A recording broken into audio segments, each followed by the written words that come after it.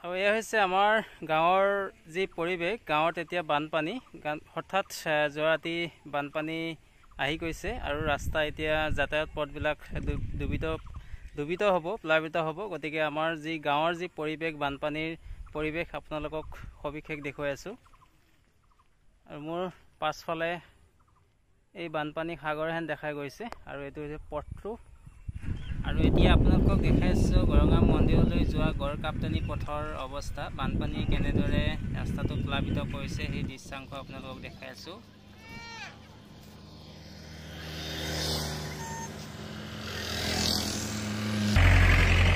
আৰু এই চাওক গড়কাপ্তানি পথত এতিয়া একদম ৰাস্তাৰ বৰাবৰ হৈ গৈছে বানপানী। আৰু হয়তো এক ঘণ্টা নালাগে, 1 ঘণ্টাৰ পিছত এই ৰাস্তাৰ ওপৰে পানী প্ৰবাহিত হ'ব, প্লাবিত হৈ যাব। এই ৰাস্তাটো সম্পূৰ্ণ যাতায়াত পথটো ব্লক হৈ যাব, বানপানীয়ে ব্লক কৰি দিব।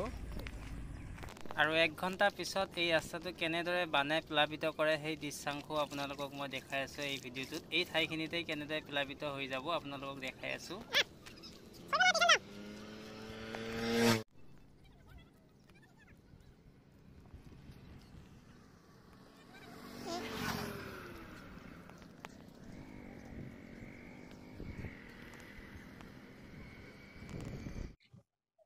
আৰু মই যিটো ৰাস্তাত মই উপস্থিত আছো, এই ৰাস্তাটো এতিয়া যথেষ্ট ওখ হৈছে আৰু ইয়াত আপোনালোকে দেখিবলৈ পাইছে ইয়াত চাৰিওপাশে বানপানীয়ে আগুৰি ধৰিছে আৰু হয়তো 1 ঘণ্টামান পিছত এই ৰাস্তাটোৰ ওপৰি পানী বৈ যাব এই চাইডে। আৰু ইয়াত আছে, এই ৰাস্তাটো হৈছে গড়কাপ্তানি পথ, গৰঙা মন্দিৰ যোৱা পথ। মায়ং কমাৰপুৰ হৈ এই পথে গৰঙা মন্দিৰ, বহা, মৰিগাঁও, নগাঁও যাব পাৰি।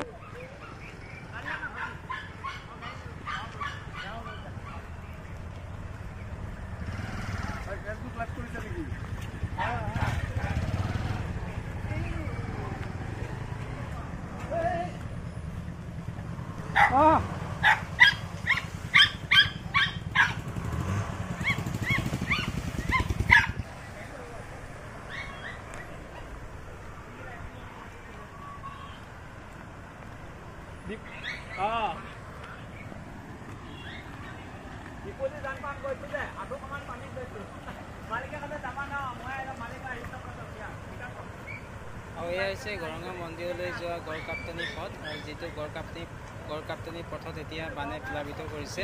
মই আগত গৈও আগৰ সেই দৃশ্যাংশ দেখাই আছোঁ, কিন্তু কিমান ভয়ানক বানপানীয়ে ক্ষতিসাধন কৰিছে, ৰাস্তাটো গৰাখহনীয়া পাইছে। গতিকে সেই দৃশ্যাংশ আপোনালোকক দেখাই আছোঁ।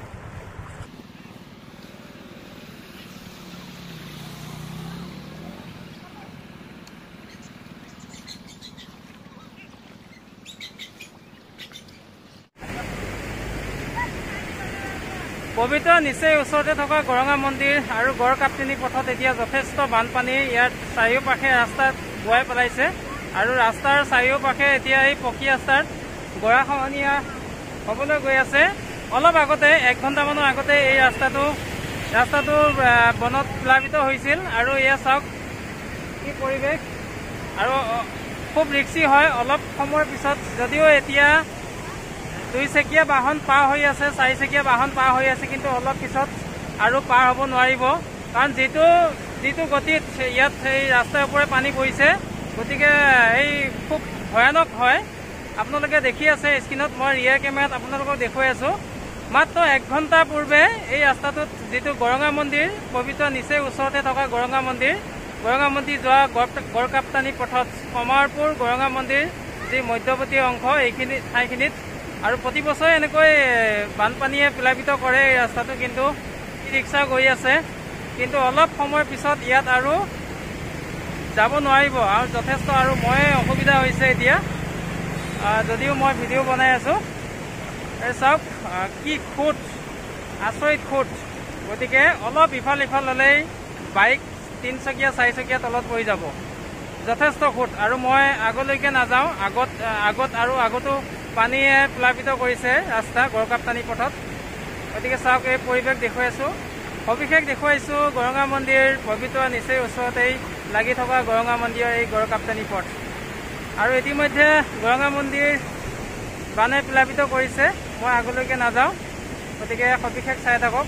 যদিও ইয়াত 2 চকীয়া বাহন আহি আছে, যথেষ্ট ৰিক্সিত আহি আছে।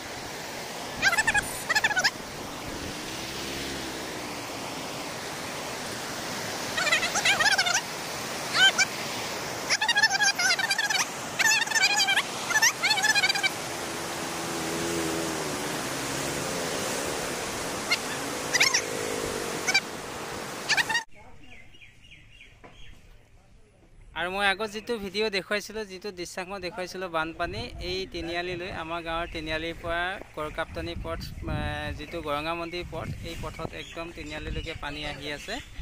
এতিয়া চাওক গোটেই পৰিৱেশটো দেখুৱাইছোঁ আৰু বহুত বহুত ধন্যবাদ আপোনালোকে মোৰ এই ভিডিঅ'টো শেষলৈকে চাই থকাৰ বাবে। এইটো এটা জাষ্ট ইনফৰ্মেটিভ ভিডিঅ' আছিলে, আপোনালোকৰ ওচৰত শ্বেয়াৰ কৰিলোঁ। বানপানীৰ গাঁৱৰ পৰিৱেশ, বানপানী কেনেদৰে জীৱ জন্তু মানুহকে ইত্যাদি কৰি কিমান অসুবিধা কৰিব পাৰে এই বানে, তাৰে কিছু দৃশ্যাংশ আপোনালোকৰ ওচৰত শ্বেয়াৰ কৰিলোঁ। গতিকে ধন্যবাদ।